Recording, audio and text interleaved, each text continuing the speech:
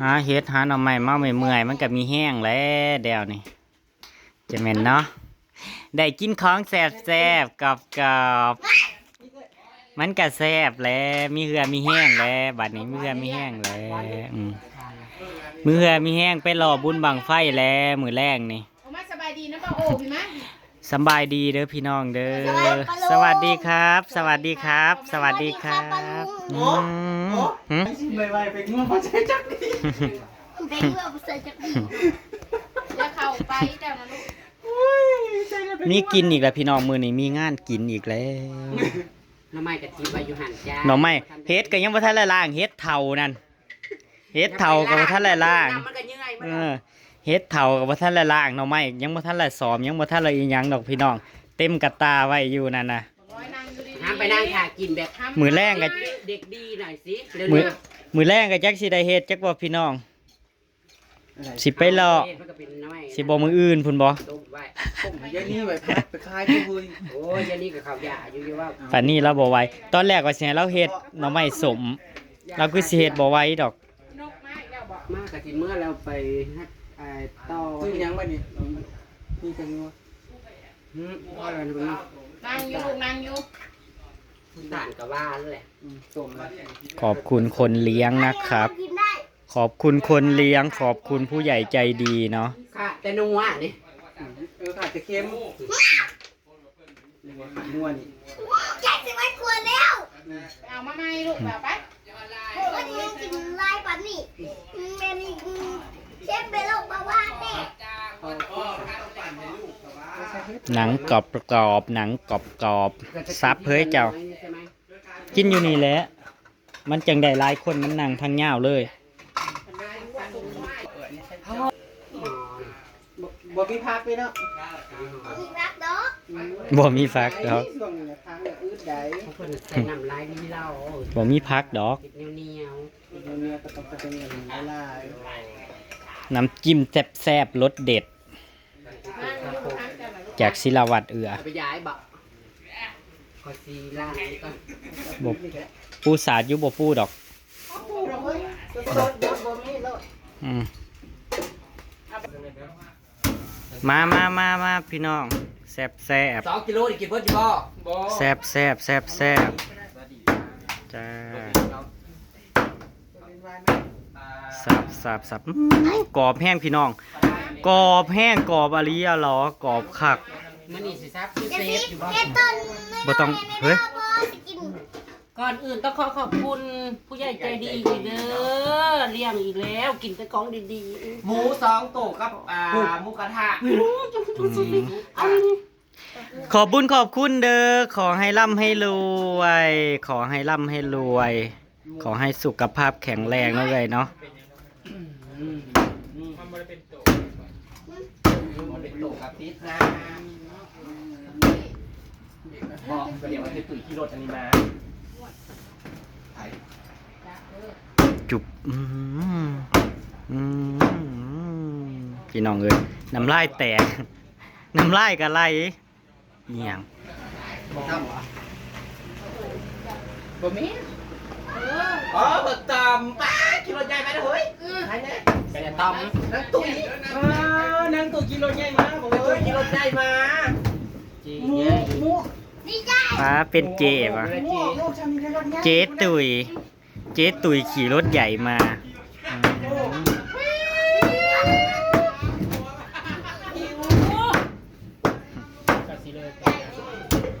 ย เฮ้ยมันคือเละ เขาหลักจอดไว้ในใจได้อีกผมบอกเขาไม่โดนง่ายการรถอันอะไรหันมือเพื่อนโวนมา เชิงนอกเลยป้ามูมันขืนได้ก่อนป้ามูแตก4 ตัว 5 ตัว มันเป็นการเทศนั่นเจ้านั่นจะไปหาเห็ดกันละ โอ้ยเห็นมันออกมาลุดๆ3 ตัวแล้วมันแจ้งแล้วมันได้งานอยู่วันนั้นลูกกี่ตัวแล้วจะไปหาเห็ดวะมันมาไปมันไม่ออกมูเลย ไม่เกี่ยวกับเลี้ยงบ่รู้หรอกมึงได้บ่เบิ่งมัน ขออนุญาตเด้อพี่น้อง เขานี่เฮ้ย เบิ่งเนี่ยกรอบคักเบิ่งนะ ลูกยังมันก็ตุ้ยแท้ จ้าเจ้าอย่างนั้นมันกิน มันกินยังไม่ได้กินนอกกระทินเลย ได้จะโตรวมทั้ง เหลือ5 ตัวลบทั้งตัวนั้นได้9ผู้ตายนะ4เป็นตัวนะผู้ตัว5น้อยๆทำเห็นเป็นคิดว่านั้นตัวมันยังอีกตัวนึง มองมันนอกมันออกเลย แสบแห้ง มวยเด้ แสบแห้งแสบดีเหรอ ตามนั่นนะจ๊ะ 2 โลเด้อจ้าต่างกันตะกี้ก็จะโลนึงพลาด บ่แม่น นั่งนะแหละก็ขับ2 บัตรใส่คอนี่จ้าเพราะว่าต้องแอมมันจะเปลี่ยนจ้ามาบักนี่เลย มันแดดนะมันแดด โอ้ยมันตอนใหญ่ แดดจ้า ได้ไล่ปล่อยให้ละงกเนาะ จ้าได้แต่บรรพบุรุษมัน เด็ดตีนมันน่ะบ่ซ้ำมันมู่ผู้เกิดมื้อนี้ซ้ำ โอ้ยแหมในบ้านเมือง ไปซุ่มห้างมันยังไปซื้อเอาได้เฮ็ดนั่นน่ะไปครับตามเซี่ยวๆอยู่ไปเอาเฮ็ดตาไปแซ่บ่ได้มีว่าเขาเขานั่งก็ได้เขาอยู่กันนะเขาติ้วว่ะโอ้บันตีบ้านคนก็ได้เขาเอาทั้งนั้น เจ้าคือบ่นั่งซับเว้ยเจ้าบ่เจ็บแอวบ่ ติ้วได้บักลายไปจูบนี่เขาลังแตกเฮ็ดแม่ซ้อนลงเต็มมีแต่ดินทราย มาเด้อผู้ใดฮู้ ทายเด่นให้บ้านต้องทา100บักลาย ผู้ใดฮู้ก็ตามมาผู้ใดฮู้ก็นำมาผู้ใดอยากก็นำมา เจ็บตีเดี๋ยวนี้น้ำแข็งค่ากูดูชมเลย อยู่บ้านไอ้แขกพี่น้องอยู่บ้านไอ้แขกตัวใหญ่ อันนี้คือคนหั่นตั้งมูหน่อยกับผู้ตายซี่ตัวแรกนะ ๆ โตใหญ่กับใหญ่ เอามาปิ้งจะมาจับ แน่นอนแต่ว่าจะตอบนะ เฮ้ยอันนี้ เสร็จได้จะได้คุณลูก จานนี่คืออีนั่นแท้ ป้ามันตายเบิดไปบ่ตัวหมอ เห็นแวบหนึ่งบ่เป็นหยังดอกพี่น้อย ตัดผมมาใหม่คือสาวเกาหลีนี่เนาะนั่นดิ ไอ้แขกพอไปแต่ในเดียวนะจะเลยเอาปลาแพ้กันลูกที่ผูกคอเจ็บไป สาวเกาหลี เออ คือได้ไม่เนาะกระเทยยาวเลยดิ ซุ่มหัวโป่งบ่ ซุ่มหัวโต กำลัง จะคือกระเทยนอกกว่าถ้าจะพูดยาวนะ กำลังแตกสาวอ่ะนะกำลังแบบหูจักแต่งหนาท่าปากกันนะ คือว่า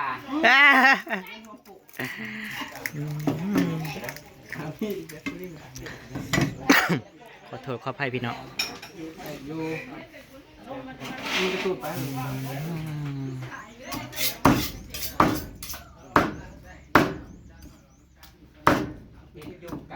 หาเดี๋ยวมาห้องบ่ได้บ่เคยมันจะบ่ได้ หาฮอนกันมา เปื่อนเบิด แต่ยังบ่มีคน เถียงเรา ตายเยอะ ยืมมือบ่าว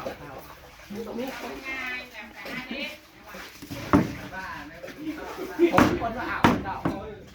อืม มากูได้กับข้าวนี่ป่า ง่ายลังง่ายลังได้มั้งน่ะ คราวนี้ไปใส่คราวนี้ไปเอาเมียแล้วคราวนี้ไปกรุงเทพ แต่ว่ายังสองแล้วยังสองกัน ขาดคนนี้ก็คือวันนี้ป้าอีกแล้ว เอาเนี่ยไม่ได้สบาย เนี่ยค่ะเด้อ เนาะเอาเบี้ยหันไปแล้วมาทั่วร้านกูเป็นคนลง มา ผมฟังว่าถูกผมว่ากันมันเอาเบี้ย โอ้ย เอาไหม เอาไหม บ่ได้ทำจับ โอ้บอกตัวขี่บ่ออกโอ้โหคือบัตตา น้ำบ่นั่นเป็นประวัติศาสตร์อีกบ่ต้องน้ำนะ ใช่ว่าไม่เจอตุ้ย เอาไม้ดูเอาไม้ดู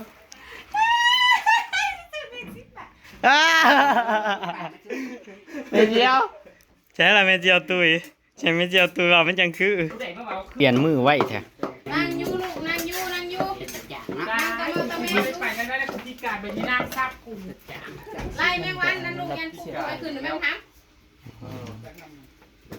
ใช่แค่จะได้ มีสองอย่างกับใส่ผสมเตี้ย เฮ้ยบ่ต้องใช้ร้ายผาเขียวนะมันคม ประเดี๋ยวปลาติ้วโบยจะคุม บ่ฮู้มันคม มันกระแสบอยู่แต่มันสิออกคมจักหน่อย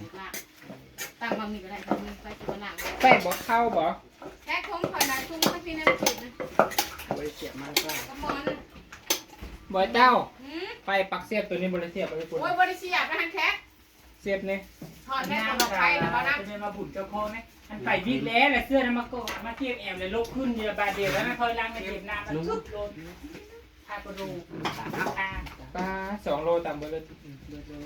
ระบาดแล้ว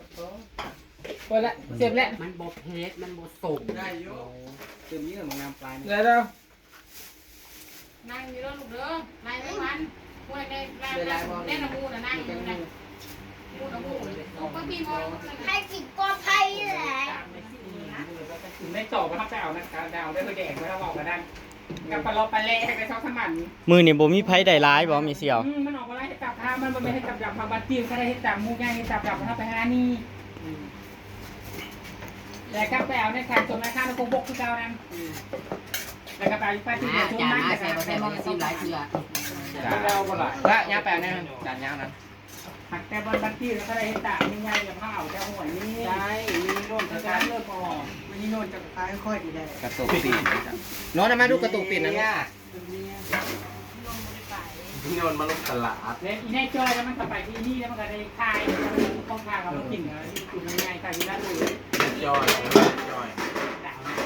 ก็บอกต้องเปิดบอก นี่ดาว สองสามกูจะโชว์จักรคุกสามคนพี่น้องจักร เจ็บได้ด้วย โอ้โห จากบะหมี่เก่าโบก รุ่นด้วย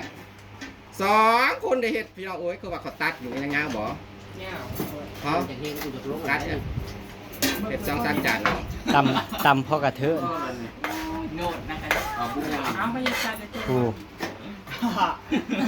ชื่อ ยิ่งไม่มีหนวดสักหน่อย ผู้หญิงมีหนวดมีหนวดเนาะ โอ้แมน ขึ้นแล้วก็คอนี่กัน อย่าบังนะ ทำไมเนี่ยนะลุก โอ้ย เกือบ เริ่มแข่งแล้วเข้ากันเลยเฮ้ยเอาแกเอา เฮ็ดคอนเทนต์